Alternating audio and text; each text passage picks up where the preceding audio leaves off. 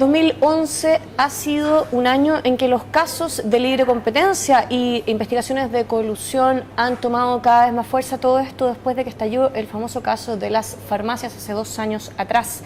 Para analizar esta situación estamos con el exministro de Transportes y Telecomunicaciones y experto en libre competencia, Felipe Morandé. Felipe, muchas gracias por estar acá. Un gusto, Francisca, muchas gracias. Felipe, como comentaba, desde que se destapó el caso de las farmacias hemos tenido constantes investigaciones sobre eventuales colusiones y este año tenemos al menos 2 en curso. Uno es en el caso de los pollos, que así se nombró la colusión avícola. Tenemos también las investigaciones que se están haciendo a las cadenas de supermercados y tenemos otros casos que se siguen investigando. ¿Por qué se está dando esta situación? ¿Hay más demanda ciudadana? En parte sí, en parte también que la Fiscalía Nacional Económica desde el año 2009 tiene un conjunto de instrumentos legales más poderoso y tiene también más recursos, ¿verdad?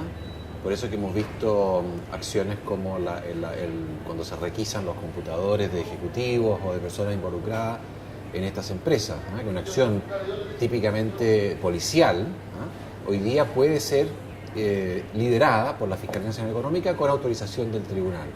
Por tanto, existen estas dos cosas, ¿verdad? Una presión ciudadana y por otro lado una fiscalía que está más empoderada y con más recursos para hacer su pega.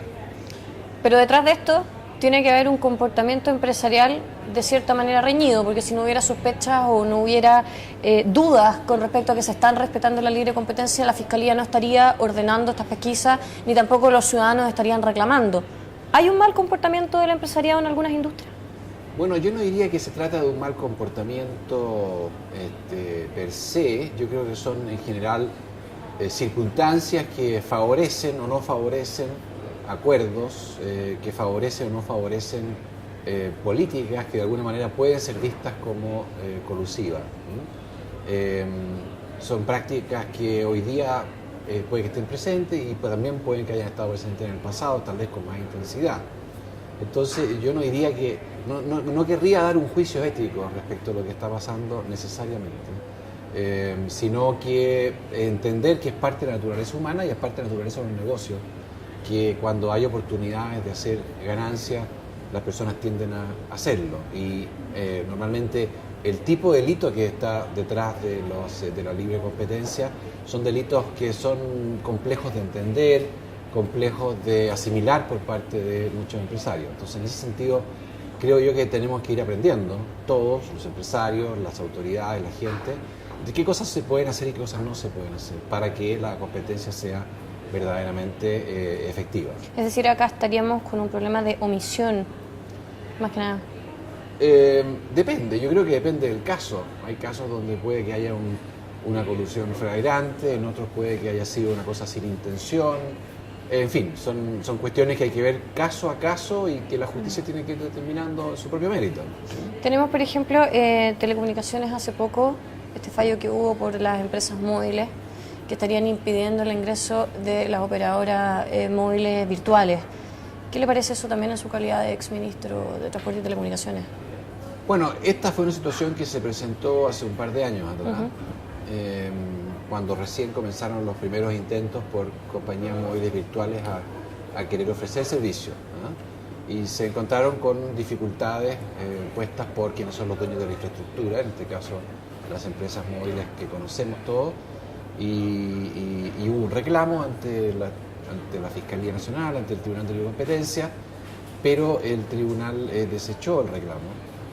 Ahora lo que ha pasado es que la justicia, la Corte Suprema, ha cambiado el dictamen del Tribunal de Competencia y ha dicho que sí, que en verdad hubo ahí una falta y que por tanto son merecedores de una multa. Lo que yo sé es que posterior a esos episodios que fueron denunciados, las compañías móviles más importantes han ido modificando su actitud frente a este tema y hoy día están dispuestas, ¿verdad?, a ofrecer sus redes, obviamente a cambio de una remuneración, a operadores virtuales. De hecho, hay uno que ya anunció su entrada en operación en el próximo año. ¿Qué le parece el tema de los supermercados y la forma en cómo se hicieron estas pesquisas, cómo fue con la publicidad que se hizo? Sí, yo creo, en eso que tendría que actuarse con un poco más de cuidado. A mí no me gusta esto de ir a una pesquisa de este estilo, que es muy invasiva, que es muy agresiva, con cámaras de televisión atrás. Entiendo que de repente puede haber un móvil de dar a conocer que hay una preocupación por los consumidores y por tanto la televisión acompaña y hace ver que la autoridad está preocupada de los consumidores. Pero por otro lado creo que también en etapas muy tempranas de la investigación este tipo de publicidad puede ser dañina para el prestigio de la empresa y puede además crear un ánimo contrario a estas empresas que no se lo merecen, ¿no? O sea, yo vi ahí en la televisión el día que se hizo esta requisición, que se le preguntaba a la gente en la calle qué pensaba de esta acción por parte de la Fiscalía Nacional Económica y todos empezaron a reclamar de que los supermercados no sinvergüenza, qué sé yo. Se crea fácilmente un ánimo negativo frente a empresas que a lo mejor no tienen nada que ocultar y nada que temer respecto a lo que han hecho en sus políticas comerciales. ¿Cree que hay un móvil político detrás de esto por parte del Ministerio de Economía? No me atrevería a juzgarlo de esa manera, pero yo sí me atrevería a recomendar que esto se hiciera con menor escándalo cuando se haga, que yo sé que va a seguir haciéndose, porque obviamente son las facultades que tiene la Fiscalía para realizarlo. Otro caso de libre competencia que es cuestionado a voces, pero que todavía no había un fallo, tiene que ver con los buses interurbanos y los operadores del Transantiago. ¿Le parece que hay un problema de libre competencia en estos dos casos? Tenemos, por ejemplo, que ahora, a puertas de vacaciones, en los buses se producen alzas y también para los feriados largos se producen alzas de hasta un 300, 400% en los pasajes y en todas las líneas. Y también tenemos operadores, en el caso del Transantiago, que tienen zonas específicas que no tenemos, como eran las micros amarillas que competían por las áreas. ¿Qué le parece? Bueno, en el caso de Transantiago, el sistema está definido así, es un sistema de transporte público regulado, ¿no? Y que ahora, a partir de la ley que me tocó impulsar el año pasado, es un sistema que tiene un marco regulatorio bastante preciso. En ese sentido, no me preocupa que haya, desde el punto de vista de libre competencia, de que haya asignación de zonas, porque es parte de la ley, es como la empresa de agua potable, la empresa, en fin, de electricidad, que tienen zonas geográficas por razones que tienen que ver con economías de escala.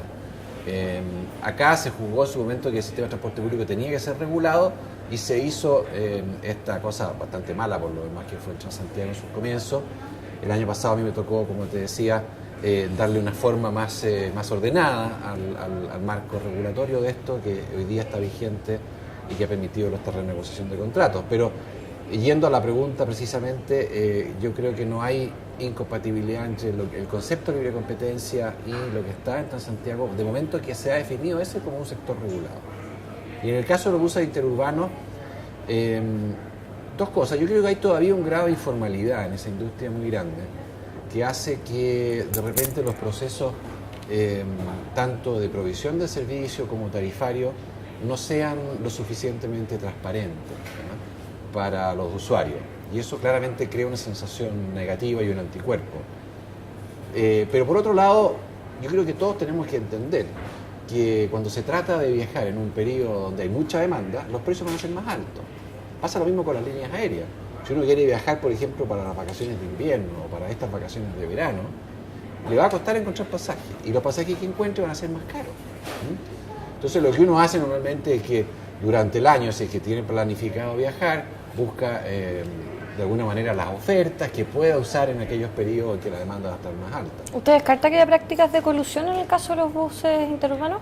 No lo puedo descartar a priori, porque habría que analizar exactamente de qué se trata, pero quería hacer este punto en el sentido de que hay informalidad, hay muchas empresas muy pequeñas que no son formales, y por otro lado hay también que entender que esta industria funciona con precios que van a ser distintos oferta y demanda cada año. Claro. Hoy día tú puedes comprar pasajes, por ejemplo, en bus para distintas ciudades del país a través de internet y lo puedes hacer con anticipación. De modo que eso es una facilidad para el usuario y acerca a la industria de buses interurbanos a lo que es la industria, por ejemplo, del transporte aéreo. ¿Falta fiscalización por parte de la autoridad? Falta fiscalización, yo creo, especialmente respecto a la informalidad, que que es una labor que tiene que hacer el Ministerio de Transportes, por ejemplo, y obviamente tiene que haber una fiscalización de la Fiscalía Nacional Económica respecto de este sector y de otros. Y en esto quería hacer una reflexión, si tú me permites. Chile es un país pequeño, que tiene una baja población. 17 millones. 17 millones de personas, distribuidas además a lo largo de Chile de forma que es bastante asimétrica, por decirlo de alguna manera. Hay 6 millones en Santiago y el resto se reparte en forma bastante dispersa, por ponerlo de alguna manera. Y hay localidades que son aisladas, en fin. Pero lo que quiero decir con esto es que con este tamaño de economía que tenemos, todas aquellas actividades que no tienen la competencia de las importaciones o que no tienen la posibilidad de exportar, qué sé yo, como el cobre, por ejemplo, o como los automóviles, son servicios muchas veces orientados a los chilenos en particular, donde influye mucho la escala. A ver, te lo pongo de otra manera. Para un país de este tamaño, ¿cuántas cadenas de supermercado tú crees que aguanta la economía? La cadena de supermercado es, por definición, el aprovechamiento claro, de economías de escala. Lo mismo pasa con las farmacias, o con las cadenas de cine, o con las cadenas de multitienda. En fin, en todas estas actividades tenemos que tener actores para un conjunto de personas que es reducido, 17 millones de personas. Entonces, si tú quieres aprovechar las economías de escala, aprovechar la economía de escala, que es un término técnico, significa que se puede proveer el servicio a un menor costo. Si queremos aprovechar la economía, queremos tener menores precios, menores costos, vamos a tener que tener pocos actores. Pero tenemos un trade-off entre concentración y libre competencia. Exactamente. Bueno, entre concentración y economía de escala, si hay o no libre competencia es una cuestión que vamos a tener que ver con una consecuencia de esto. ¿Y cómo se hace eso? Obviamente que si hay menos actores en una industria... ¿Hay menos competencia? No, la probabilidad de que haya colusión es mayor, el incentivo es mayor. Si tenemos 100 actores, necesariamente tenemos más competencia que si hubieran 3. Si hay 100 actores, la posibilidad de que se pongan de acuerdo es muy baja. También. Y por tanto hay más probabilidad de que haya libre competencia. Es como ir a una feria. Cuando uno va a una feria, compra los tomates al mismo precio en los 500 locales que hay en la feria, ¿verdad? Porque ahí es imposible que se pongan de acuerdo. Pero cuando se trata de 3 o 4 proveedores únicos a nivel nacional, la probabilidad de que se pongan de acuerdo es mayor. ¿Falta autorregulación o falta regulación?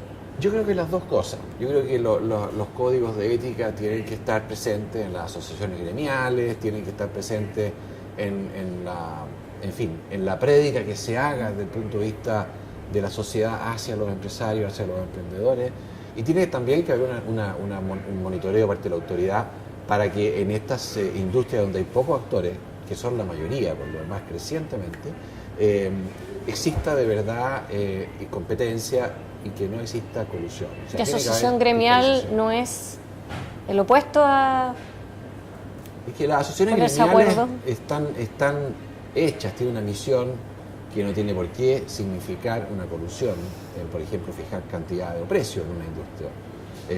Puede ser, por ejemplo, y te pongo el caso más crítico, el de los pollos. La APA.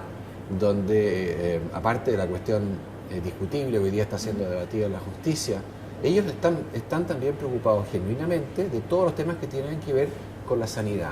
Porque el pollo, ¿verdad?, es un ser vivo y que tiene todas las implicancias, ¿verdad?, en el sentido de que una vez muerto el producto se puede descomponer, puede adquirir virus, enfermedades, en fin. Y para eso es bueno que haya una coordinación. Como lo que no se hizo con los salmones, por ejemplo. Exactamente. En el caso de los salmones, donde no había una asociación gremial, cada uno para su pinta en materia de, qué sé yo, hacinamiento, concentración de los pescados, que al final terminó en el viruísmo, ¿verdad?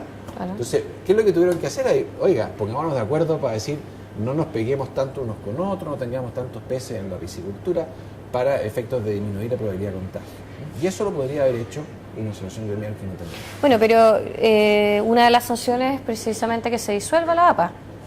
Claro, porque la Fiscalía tiene el convencimiento de que la APA se usó no solo para aquellas cosas que yo he dicho que son positivas, sino que además para facilitar un acuerdo en cuanto a cuotas de producción entre los productores de pollo. ¿Sí? Bueno, un caso entonces que va a seguir dando que hablar y todo lo que tenga que ver también con libre competencia, porque cada vez, como comentábamos, hay más conciencia tanto por parte de la ciudadanía como también por parte de las autoridades. Felipe, muchas gracias por esta entrevista. Encantado, Francisca. Gusto.